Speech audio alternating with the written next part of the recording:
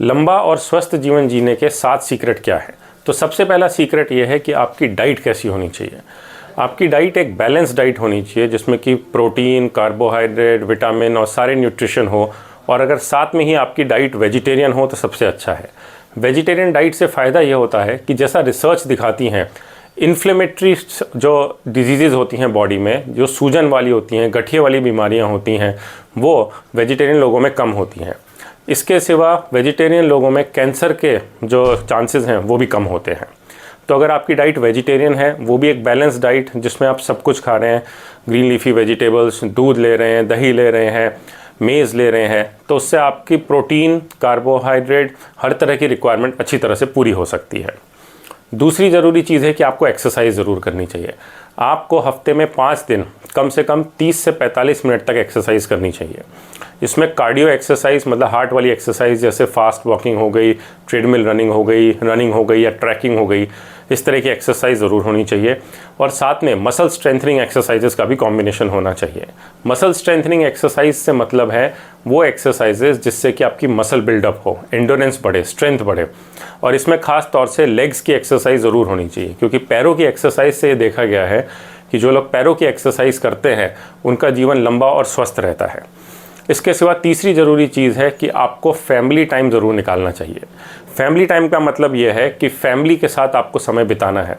जब आप अपने परिवार के साथ समय बिताते हैं, जैसे अगर आप साथ में डिनर करने का एक नियम बना लें या फैमिली के साथ गेम खेलने का एक नियम बना लें कि आप हर सैटरडे गेम खेला करेंगे, तो उससे आपका स्टडीज़ दिखाती है कि बॉडी में एंडोर्फिन्स बढ़ते हैं, या वो वाले जो हार्मोन्स होते हैं जो कि पॉजिटिविटी करते हैं, शरीर में एक तरह से रीजनरेशन करते हैं, वो हार्मोन्स बढ़ते हैं। तो आपकी फैमिली के साथ आप अपना टाइम निकालने के लिए ज़रूर अपने दिनचर्या में समय ज़रूर निकालें।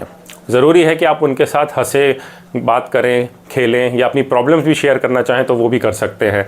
तो फैमिली बहुत ज़रूरी है अगर आप एक लंबी और हेल्दी लाइफ चाहते हैं। इसके सिवा आपकी जीवन में कोई ना कोई हॉबी ज़रूर होनी चाहिए। हॉबी मतलब कोई शौक़, जैसे अगर आप ड्राइंग करना पसंद करते हैं, या फिर आप साइकिल चलाना पसंद करते हैं, या फिर अगर आप म्यूज़िशियन हैं, आपको म्यूज़िक का शौक़ है, तो कोई भी इस तरह का शौक़ ज़रूर करें। नॉर्मली ऐसा कहा जाता है, जो कि रिसर्चेस भी प्रूव करती हैं, कि अगर आप हफ्ते में 3 बार 1-1 घंटे अपनी हॉबी में इन्वॉल्व होते हैं तो ये आपके लिए बहुत अच्छा है। अगर आपको मेडिटेशन का शौक़ है तो आप मेडिटेशन कर सकते हैं। अगर आप म्यूज़िक सुनना पसंद करते हैं तो म्यूज़िक सुने। अगर आप म्यूज़िक बजाना पसंद करते हैं, कोई नया इंस्ट्रूमेंट सीखना पसंद करते हैं, कोई नई लैंग्वेज सीखना पसंद करते हैं, तो ये सारी आपकी हॉबीज़ होती हैं। इनसे भी आपके बॉडी में और माइंड में पॉजिटिव केमिकल्स रिलीज़ होते हैं जो कि आपकी बॉडी को रीजनरेट करते हैं। इसके सिवा ज़रूरी चीज़ एक ये भी है कि आप अपनी कम्युनिटी या अपने फ्रेंड्स के साथ टाइम बिताएं। जैसे आपके पुराने फ्रेंड हैं कॉलेज के या स्कूल के, जिनके साथ आपको टाइम बिताना अच्छा लगता है। आपकी उम्र भले कितनी हो, भले आप रिटायर्ड हो या आप नौकरी में हो, हर 2-3 महीने में समय ज़रूर निकालें कि जब आप उनके साथ 3 या 4 दिन का कोई ट्रिप या फिर कोई गैदरिंग कर पाएँ। इससे आपको भी अच्छा लगेगा। आप जब पुरानी मेमोरीज़ याद करेंगे, पुराना समय याद करेंगे, और आप उनके साथ जब अपनी आज की बातों को शेयर करेंगे, तो आपको भी बहुत अच्छा लगेगा और आपकी बॉडी में पॉजिटिव हार्मोन्स रिलीज़ होंगे। इसके अलावा आपको कम्युनिटी के लिए भी कुछ ना कुछ ज़रूर करना चाहिए। जैसे आपकी जो इमीडिएट कम्युनिटी है या सोसाइटी है, आप किसी भी तरह से उनके साथ इन्वॉल्व हो कम्युनिटी एक्टिविटीज़ में। जैसे अगर कहीं पे दवाइयाँ बांटने जाना है तो आप इसको एज अ कम्युनिटी सर्विस करके ले सकते हैं। या जैसे कहीं अगर सफाई के लिए चल रहा है, कोई ऐसा मुहिम चल रहा है कि जो जिससे आपको लगता है आप सोसाइटी के लिए कुछ कर सकते हैं, लोगों के लिए कुछ बेटर कर सकते हैं, तो उसमें शामिल हो। आपकी सोसाइटी में आसपास जो भी एक्टिविटीज़ चल रही हैं उसमें पार्टिसिपेट करें। इससे आप लोगों से मिलेंगे भी, आपका सर्कल भी बढ़ेगा, आपका इंटरेक्शन बढ़ेगा, और आपको एक सेंस ऑफ वेलबींग आएगी कि आप कम्युनिटी के लिए कुछ अच्छा कर रहे हैं। इसके सिवा जो ज़रूरी चीज़ ये है कि आपका जो डेली टाइम टेबल है उसमें आपको एक शेड्यूल हर चीज़ का रखना चाहिए।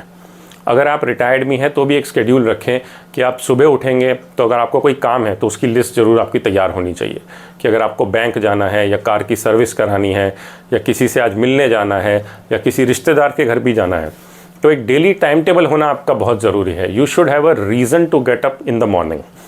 ये ख़ास तौर से रिटायर्ड लोगों के लिए ज़रूरी है जिनको लगता है कि वो क्या कर सकते हैं। इसी में टाइम टेबल में ही आप हफ्ते में 2 से 3 दिन कम्युनिटी सर्विस के लिए भी निकाल सकते हैं, जब आप अपने ही तरह के और सीनियर सिटीजन्स के साथ मिलें और एक कम्युनिटी सर्विस की मुहिम शुरू करें। और कुछ नहीं तो अगर बच्चों को पढ़ाने जाना है, अंडर प्रिविलेज्ड बच्चे हैं जिनके स्कूल में टीचर नहीं है और आप कोई सब्जेक्ट पढ़ा सकते हैं, तो उसको अपने टाइम टेबल में इंक्लूड करें। कम्युनिटी सर्विस जैसे मेडिकल स्टाफ की अगर कहीं पे कमी है तो हाँ, वहाँ पे मेडिकल असिस्टेंट के रूप में हेल्प कर सकते हैं। तो ये भी एक बहुत ज़रूरी चीज़ है कि आपका एक टाइम टेबल हो जिसमें हर चीज़ के लिए टाइम हो। आपकी कम्युनिटी सर्विस के लिए, आपकी एक्सरसाइज के लिए, आपके फैमिली टाइम हो, आपका फ्रेंड्स का टाइम हो। तो एक टाइम टेबल होना बहुत ज़रूरी है। इसके सिवा जो सबसे आखिरी और सबसे ज़रूरी चीज़ है वो ये कि अपने दिमाग में बिना बात की इन्फॉर्मेशन या बिना बात की नॉलेज मत डालें। आजकल सोशल मीडिया पे काफ़ी सारी ऐसी चीज़ें होती हैं जो आपको जाननी ज़रूरी भी नहीं है और जो सच भी नहीं होती।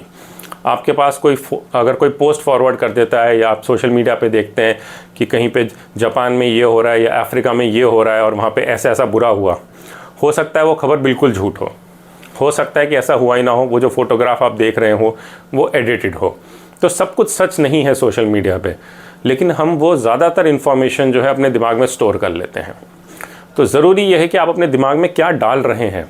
अगर आप नेगेटिविटी डाल रहे हैं तो आपकी बॉडी भी नेगेटिव फील करेगी। अगर आप पॉजिटिविटी या अच्छे थॉट्स डाल रहे हैं या आप नेगेटिविटी से दूर रह रहे हैं तो वो एक बहुत ज़रूरी चीज़ है ताकि आपका जीवन स्वस्थ रहे और लंबा रहे। अब एक चीज़ इसमें ज़रूरी यह है कि आपको हर चीज़ की इन्फॉर्मेशन भी गैदर नहीं करनी।